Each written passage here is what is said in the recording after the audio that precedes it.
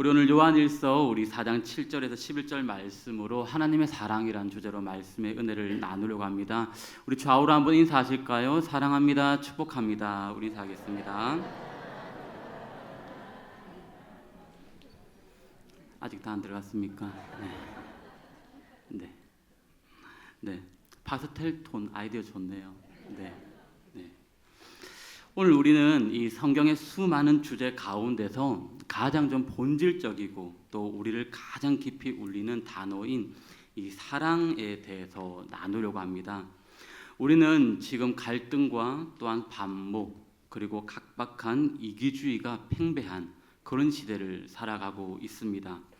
이 사랑이라는 단어는 도처에서 너무나도 많이 넘쳐나는 단어입니다. 그렇지만 정작 영혼을 살리고 관계를 회복시키는 이 참된 사랑은 찾아보기 힘든 그런 기갈의 시대를 지나가고 있습니다.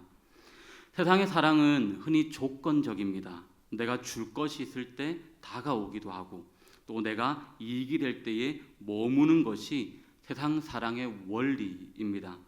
그러다 보니까 많은 성도님들도 세상에서 상처도 입고 또 심지어 이 교회 안에서조차 온전한 사랑을 경험하지 못해 영적인 갈급함을 호소하곤 합니다. 하지만 성경이 말하는 이 사랑은 분명 세상하고는 많이 차이가 있는데요.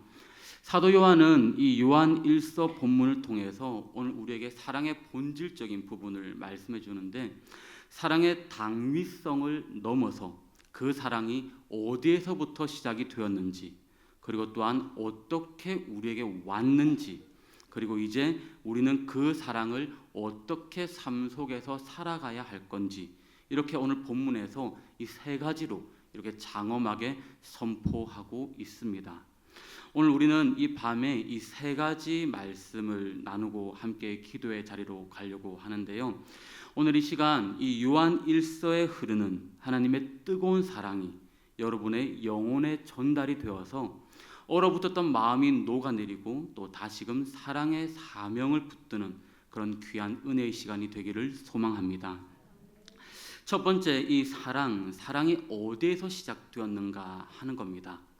본문 말씀 오늘 7절에서 사도 요한은 우리를 향해서 이렇게 말씀을 합니다. 사랑하는 자들아, 이렇게 말씀을 하죠. 이 부름은 단순한 그냥 호칭이 아닙니다. 이것은 이미 우리가 하나님의 엄청난 사랑 안에 거하고 있다는 영적인 정체성을 확인시켜주는 그런 선언입니다. 그러면서 요한이 곧바로 권면합니다. 우리가 서로 사랑하자. 왜 우리가 서로 사랑해야 합니까? 그것은 이 사랑이라는 이것이 단순히 인간의 감정적인 부산물이 아니기 때문입니다. 요한은 단호하게 또한 선포하는데요. 사랑은 하나님께 속했다. 하나님께 속한 것이니. 여기서 오늘 이 속하다라고 하는 이 헬라어 단어의 뜻은 기원의 의미가 있습니다. 기원. 즉 사랑의 발원지는 인간의 의지나 또 수양이 아니라 창조주 하나님이 그 기원이시다라는 사실입니다. 우리 개혁주의 신학의 정수는 이 하나님의 주권과 또한 인간의 전적 타락을 인정하는 데에서부터 시작합니다. 그런 타락한 인간은 스스로의 힘으로 하나님을 만족시킬 만한 거룩한 사랑을 생성해낼 수가 없는 존재들입니다. 그런데 어떻게 우리가 그러면은 사랑할 수가 있습니까? 7절 하반절에 오늘 그 대답이 있습니다. 이렇게 말씀하는데요. 사랑하는 자마다 하나님으로부터 나서 하나님을 안다. 이렇게 말씀합니다.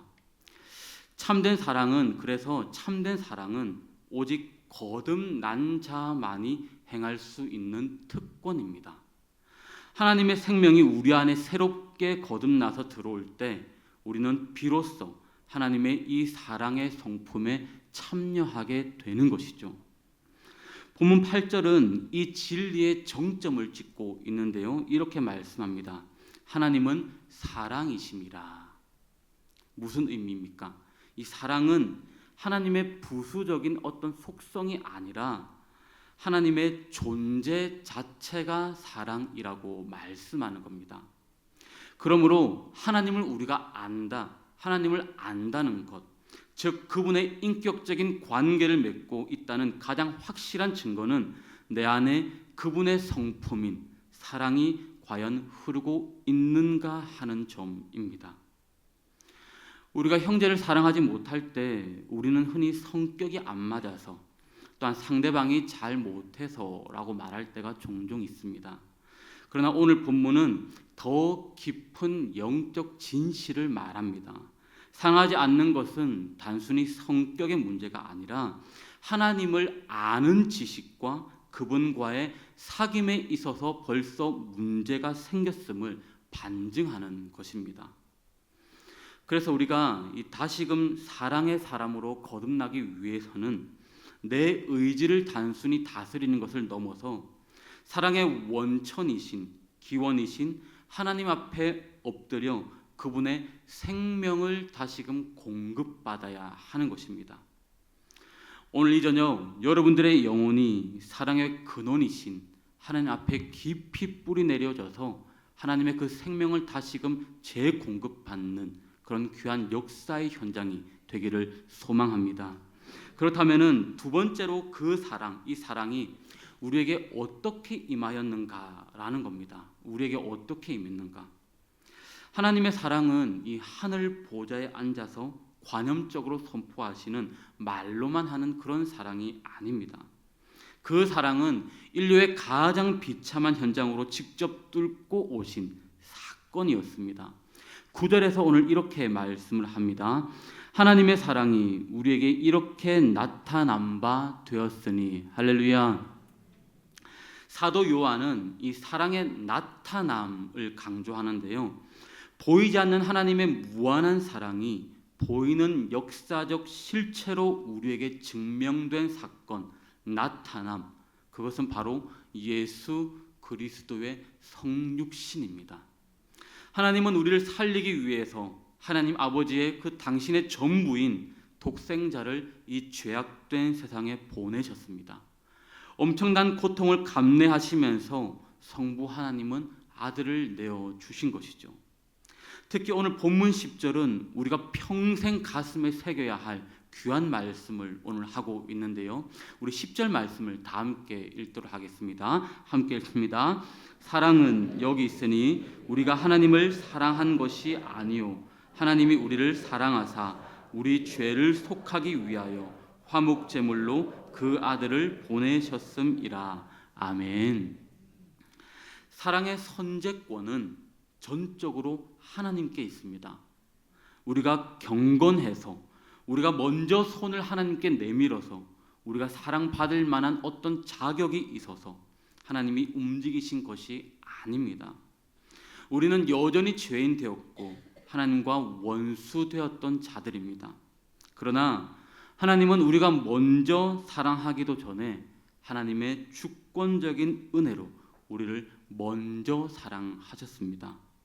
오늘 여기에서 이 화목제물이라는 단어에 주목해야 하는데요, 하나님의 공의는 이 죄를 결코 간과할 수 없습니다. 죄에 대한 진노는 반드시 쏟아져야 했습니다. 그 진노의 잔을 마땅히 죄인인 우리가 마셔야 했으나 하나님은 사랑하는 그 아들에게 그 진노를 쏟아 부으셨습니다.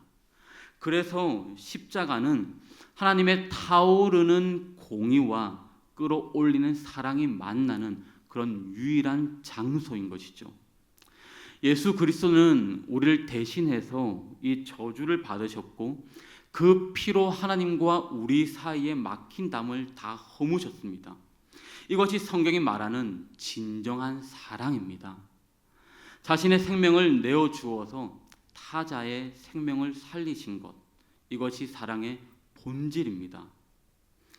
사랑하는 성도 여러분, 우리가 받은 사랑이 바로 이토록 처절하고도 영광스러운 사랑임을 우리는 기억해야 합니다.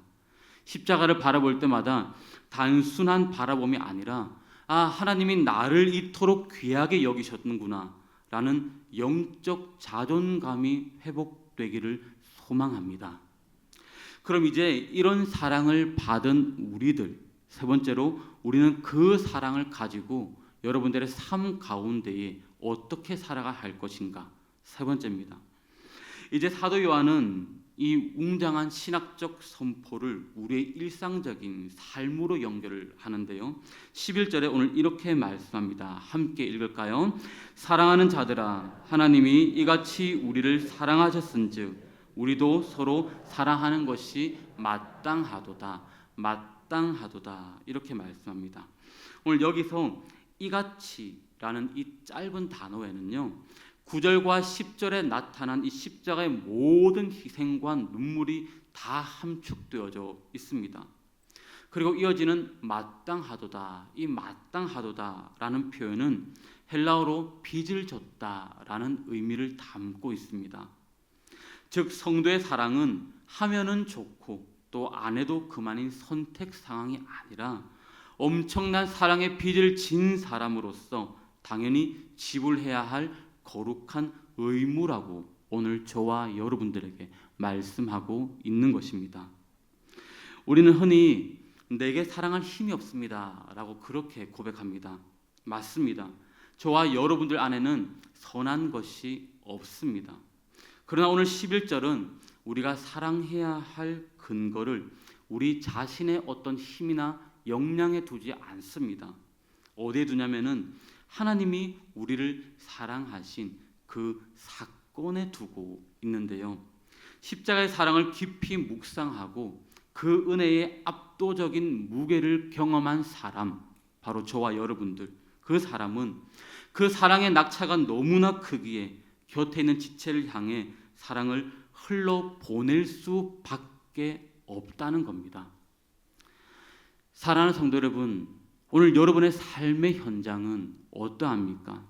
가장 가까운 가족 안에서 우리는 이 마땅한 사랑을 실천하고 있으십니까? 아내의 수고를 당연히 여기고 남편의 고단함을 비난으로 되돌려 주지는 혹 않으십니까?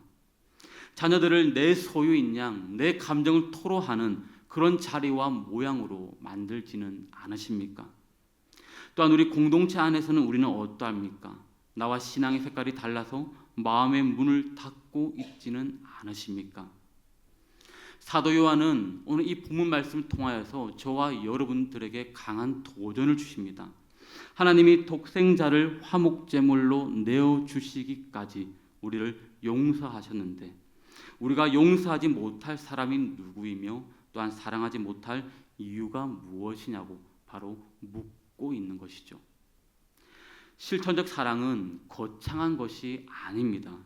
상대방의 허물을 덮어주는 인내와 그리고 비판의 말 대신 격려의 한마디를 건네는 온유함, 그리고 나의 기득권을 내려놓고 타자의 필요를 먼저 살피는 어떤 겸손함, 이것이 바로 십자가 사랑을 삶으로 번역해내는 성도의 참된 모습입니다. 우리가 그렇게 서로 사랑할 때에 비로소 세상은 보이지 않는 하나님을 저와 여러분들을 통해서 보게 될 줄로 믿습니다. 말씀을 맺겠습니다.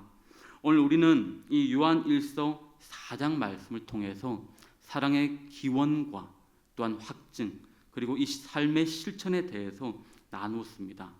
사랑은 하나님께로부터 시작되었고 그리고 그리스도의 십자가에서 완성되었고 이제는 저와 여러분들 우리라는 이 통로를 통해서 세상으로 흘러가야 하는 것입니다.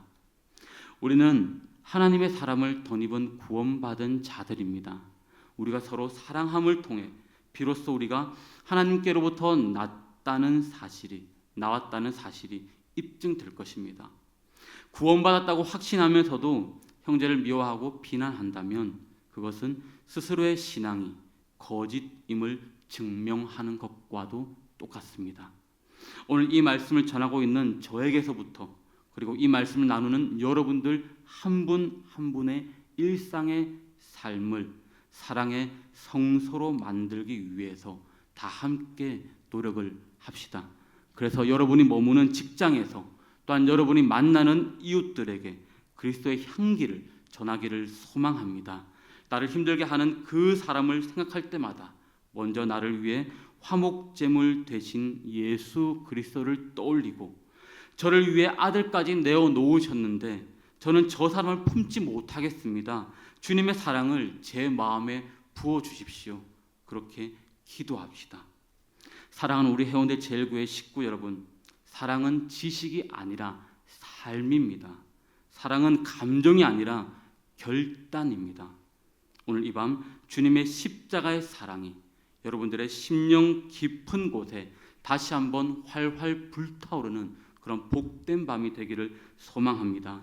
그 사랑을 갈망하여서 그 사랑의 힘으로 여러분들이 가는 곳곳마다 평화를 싣고 사랑의 꽃을 피우는 복된 그런 하나님의 자녀들 다 되시기를 주의 이름으로 축복합니다. 우리 주신 말씀